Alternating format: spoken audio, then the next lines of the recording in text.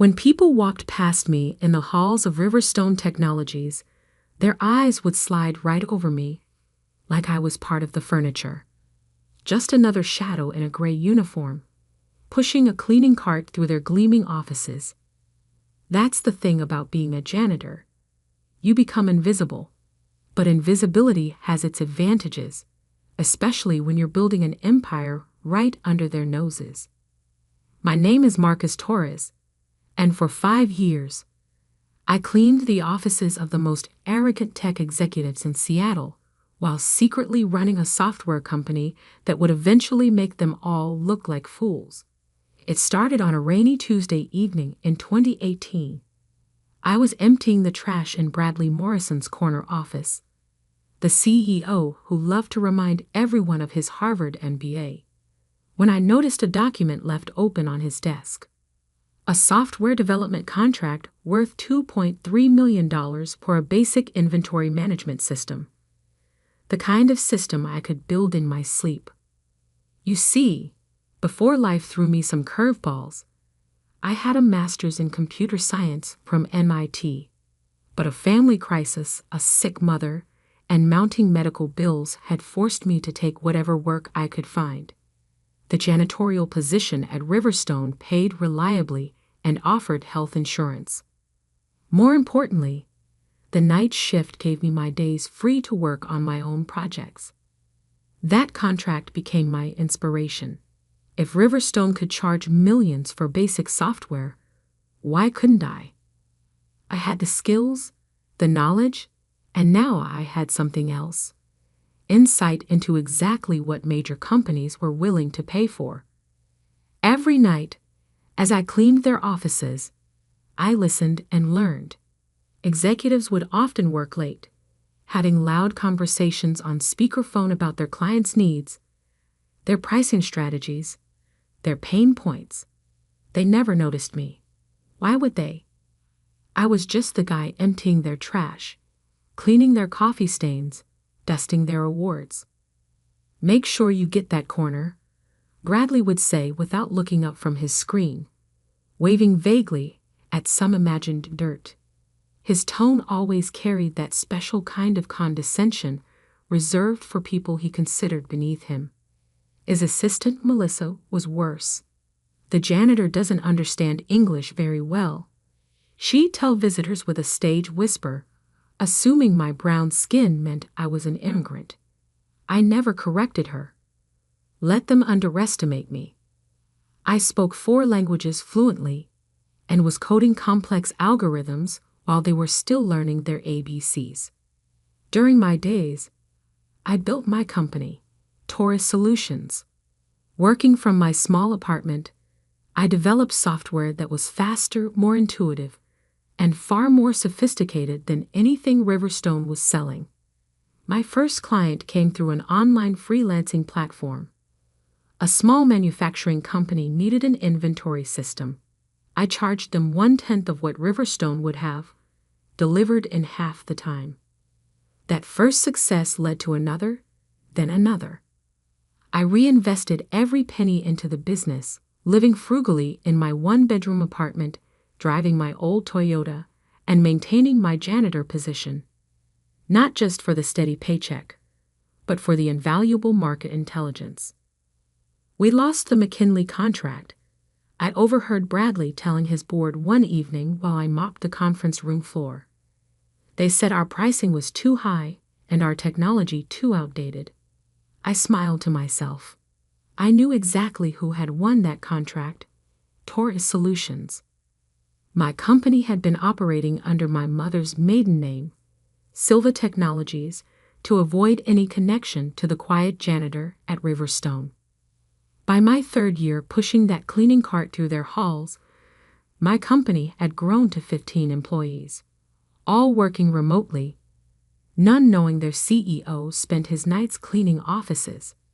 We had clients across 3 continents, a revolutionary cloud-based enterprise system, and a reputation for excellence. Still, I kept working at Riverstone, kept listening, learning, and watching as they slowly lost market share to this mysterious new competitor they couldn't quite figure out. Silva Technologies is eating our lunch, Bradley ranted one evening, pacing his office while I cleaned his windows. Their software is better, faster, and they're undercutting us at every turn. How the hell are they doing it? I had to turn away to hide my smile. If he only knew the answer was right there, Windex bottle in hand, making his windows sparkle. The real turning point came during their annual company party. I wasn't invited, of course, but I was there anyway, refilling water pitchers and clearing away plates. Bradley had too much to drink and was holding court near the bar. "Let me tell you the secret to success," he announced to a group of young employees. "It's about knowing your place in the world. Take our janitor here." He gestured vaguely in my direction. "Some people are meant to clean floors, and some are meant to run companies. That's just how the world works." The group laughed, that uncomfortable laugh people use when they know something isn't right, but don't have the courage to say so. I memorized each of their faces. They would learn soon enough how wrong Bradley was. That night, after my shift, I sat in my car in the empty parking lot and made a call to my board of directors. Successful industry veterans who had invested in Taurus Solutions but had never met me in person. "It's time," I told them. "Let's make an offer on the Riverstone building." The piece of paper that would change everything arrived 3 weeks later, delivered to Bradley Morrison's desk in a thick envelope right before I started my evening shift. I made sure I was cleaning nearby when he opened it. His face turned pale as he read, then red with anger. "This has to be a joke," he sputtered, storming out to the main office area. "Silva Technologies just bought our building. They're our new landlord." I continued cleaning, hiding my satisfaction as chaos erupted around me. Soon they would all know exactly who owned Silva Technologies. Soon they would understand that the man they had looked down on for years was about to become not just their landlord, but their biggest competitor. The next morning would bring a reckoning none of them saw coming, and I would finally reveal that success isn't about knowing your place, it's about creating it, even if you have to start with a mop in your hands. The morning of the revelation, I arrived at Riverstone Technologies dressed differently than usual. Instead of my gray janitor's uniform, I wore a tailored charcoal suit that cost more than Bradley Morrison made in a month. The security guard at the front desk, who had barely glanced at me for 5 years, did a double take. "Sir, can I help you?" he asked, not recognizing the man who had nodded hello to him every evening for half a decade. I smiled, pulling out my ID. "Marcus Torres, CEO of Silva Technologies. I believe you received a memo about our representatives arriving this morning." His eyes widened as recognition slowly dawned. "Wait, aren't you?" "Yes, James," I said, using his first name, something that made him blink in surprise. "I'm also the night janitor. Or I was, until yesterday. I've already submitted my resignation letter to the facilities management company." I left him staring after me as I walked to the elevator, my leather shoes clicking against the marble floor instead of the quiet squeak of my work boots.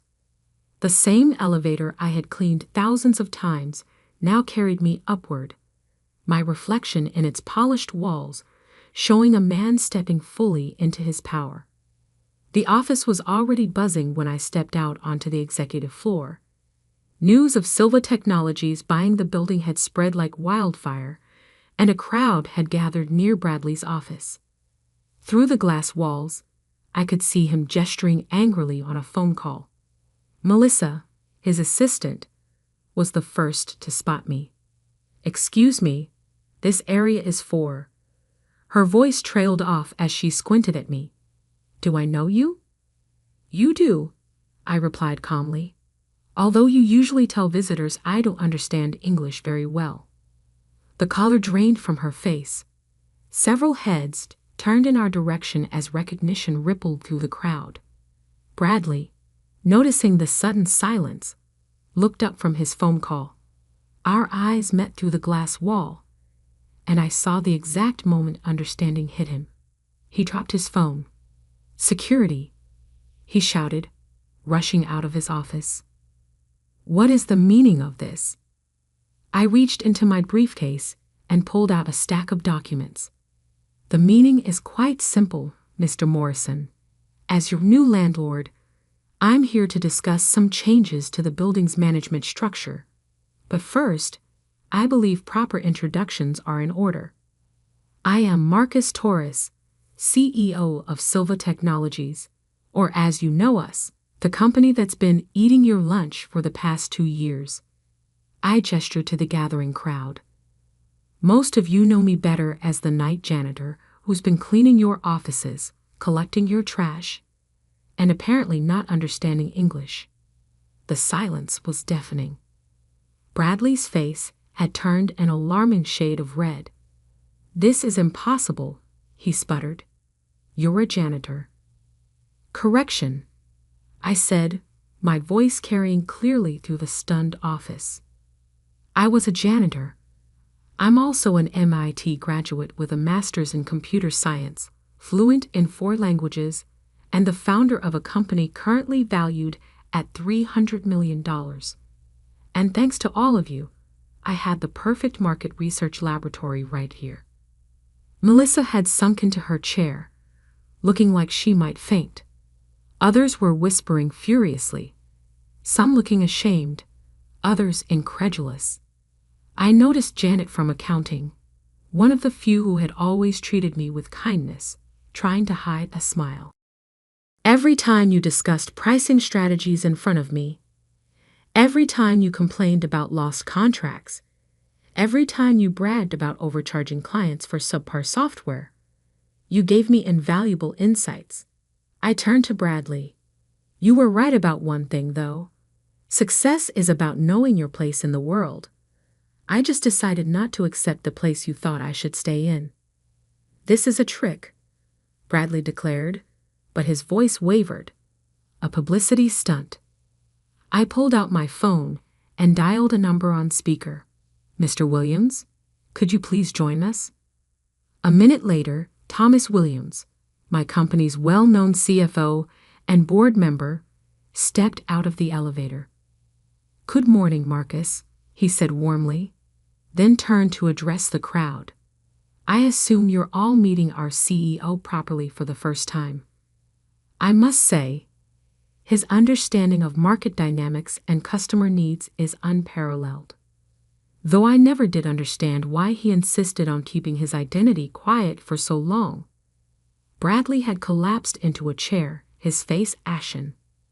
"The contracts, the McKinley account, that was you." I nodded.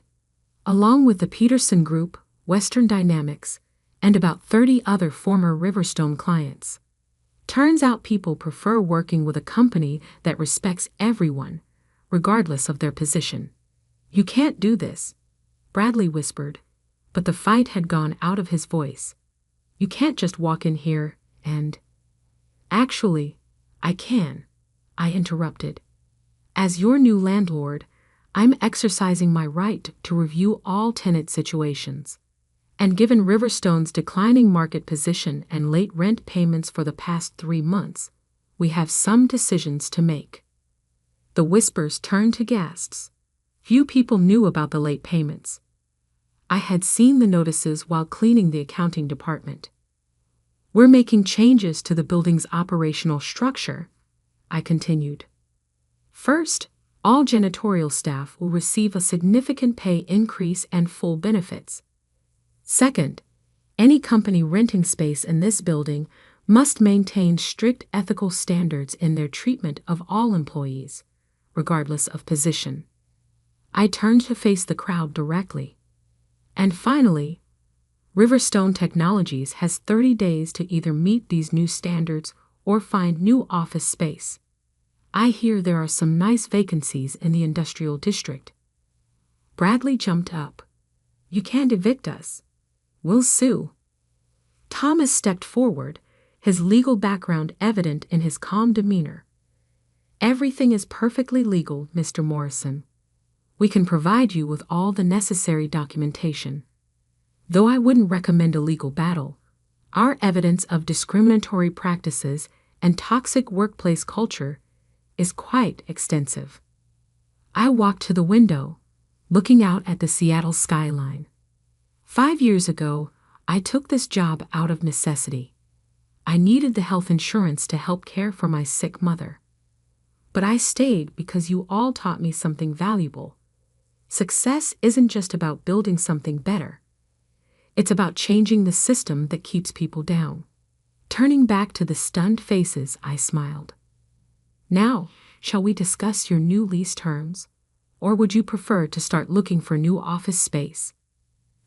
The next few hours were a blur of meetings, legal discussions, and shocked conversations. Word spread through the building like electricity. The janitor who had quietly cleaned their offices for years was actually a successful CEO who now owned the building. Every snide comment, every dismissive gesture, every moment of condescension had been witnessed and remembered by someone they never thought would hold power over them. By afternoon, Bradley had retreated to his office, frantically calling investors and board members. Melissa had taken a sick day and gone home. But others, especially those who had shown me kindness over the years, came forward with congratulations and, in some cases, job applications. As I sat in my car that evening, looking up at the building I now owned, my phone buzzed with a text from my mother. Your father would have been so proud, she wrote. He always said success was the best revenge. I smiled, thinking of all the nights I had pushed that cleaning cart through these halls, dreaming of this moment. But now that it had arrived, I realized something important. This wasn't just about revenge. It was about transformation. Not just of my own life, but of a system that too often judges people by their current position rather than their potential. Tomorrow would bring new challenges. There would be legal threats from Bradley, attempts to discredit me, and the massive task of restructuring both the building's management and my growing company. But for now, I savored the quiet satisfaction of having shown them all that sometimes the most powerful person in the room is the one they don't even see. The real work was just beginning, and this time, I wouldn't be the one cleaning up their messes. 6 months after my revelation as the owner of Silva Technologies, I stood in what used to be Bradley Morrison's corner office, watching the Seattle sunrise paint the sky in shades of pink and gold. The space looked different now. Gone were the pretentious awards and self-congratulatory photos, replaced by a collaborative workspace where my team could gather and innovate. The changes in the building had been dramatic, but not in the way most people expected. Despite having every right to evict Riverstone Technologies, I had offered them a chance to stay, under new management and with very specific conditions. Bradley, predictably, hadn't taken it well. The day after my revelation, he had stormed into my temporary office, previously the janitor's break room, which I had specifically chosen for its symbolism, with 2 lawyers in tow. This is corporate espionage, he had blustered, throwing a thick folder on my desk. We're suing you for every penny you have. I had simply smiled and pressed play on my laptop, showing security camera footage of him berating staff, making discriminatory comments, and discussing questionable business practices, all recorded during my years as the invisible janitor in the background. Would you like me to play the audio of you instructing Melissa to falsify billing records for the Anderson account? I had asked calmly. Or perhaps the conversation where you bragged about overcharging clients for outdated software. His lawyers had exchanged glances and quietly suggested they reassess their strategy. Bradley had resigned the following week, though he insisted it was to pursue other opportunities. The real surprise had come from Riverstone's board of directors. After reviewing the evidence I had gathered and seeing the innovation potential of Silva Technologies, they had proposed a merger. Not a hostile takeover, but a true partnership that would preserve jobs while transforming the company culture. Your experience gives you a unique perspective, the board chairman had said. You've seen this company from both the bottom and the top. Who better to lead us into the future? I had accepted, but on my terms. The first order of business? A complete overhaul of employee compensation and treatment, starting with the cleaning and maintenance staff. Every person who worked in the building, regardless of position, would receive living wages, full benefits, and respect. Janet from accounting had been promoted to CFO after her detailed knowledge of the company's finances proved invaluable during the transition. She had been one of the few who had always seen people for their potential rather than their position. Melissa, surprisingly, had asked to stay. I want to learn to be better, she had said, her usual arrogance replaced by genuine remorse. I was wrong about, well, everything. She now ran our diversity and inclusion training program, using her own past behavior as an example of what needed to change. The McKinley contract, which had been one of our biggest points of contention with Riverstone, had expanded under the merged company's new direction. We chose Silva Technologies because they understood value isn't just about price, their CEO had told me. Now we see it was also about values. My mother's health had improved, thanks to the advanced medical care I could now provide. She had moved into a comfortable house near the office, and every Friday we had dinner together, often joined by my team members who had become like family. Remember when you used to come home exhausted from cleaning all night? She asked one evening.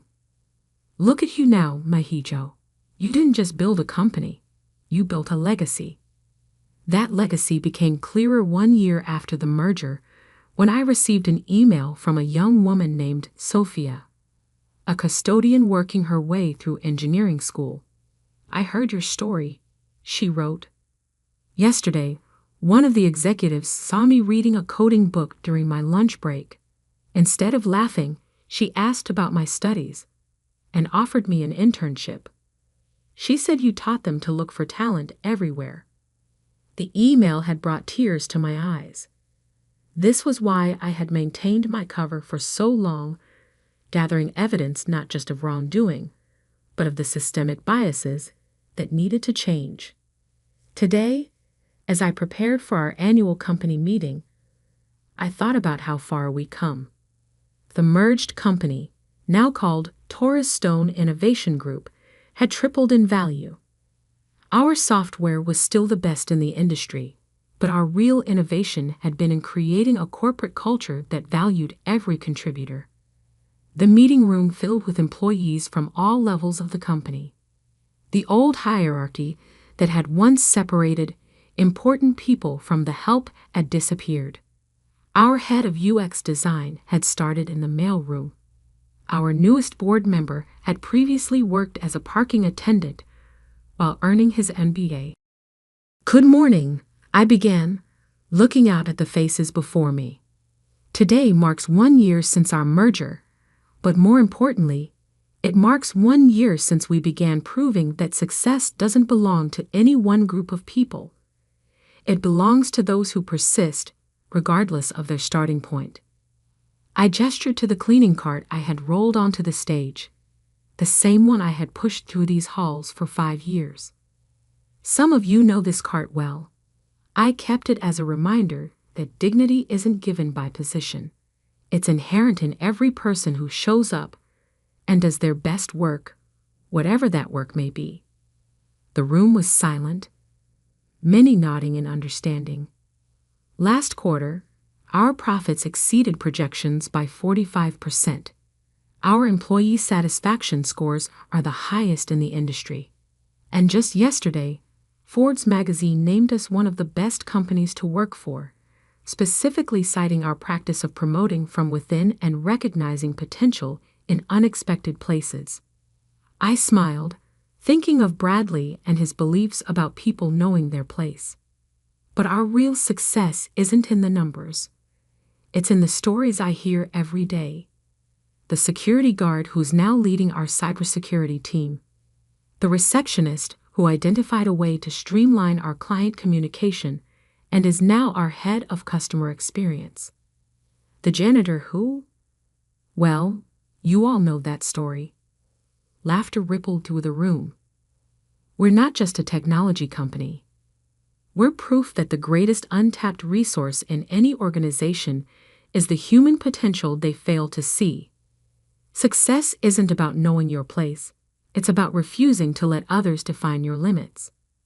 After the meeting, I walked through the office floors, greeting people by name, something Bradley had never bothered to do. The building felt different now, alive with possibility, rather than weighted by hierarchy. My phone buzzed with a news alert. Bradley Morrison's new venture files for bankruptcy. I felt no satisfaction, only a quiet acknowledgement that success built on demeaning others was always built on sand. That evening, as I prepared to leave the office, I passed the janitor's closet where I had once changed into my uniform every night. A new plaque hung on the door. From this space, a revolution in corporate culture began. Every position has power. Every person has potential. I smiled, remembering all the nights I had stood in that small room, dreaming of the day I would transform this company. Those dreams had come true, but in a way I hadn't expected. Yes, I had become successful, but more importantly, I had created a path for others to follow. As I walked to my car, I passed James, the security guard who had first witnessed my transformation from janitor to CEO. He was helping a young maintenance worker with some computer coding questions. "Mr. Torres," James called out. "Remember how you said success is about creating opportunities?" I nodded. "Well, Marco here is a programming genius. I think you'll want to see what he's been working on."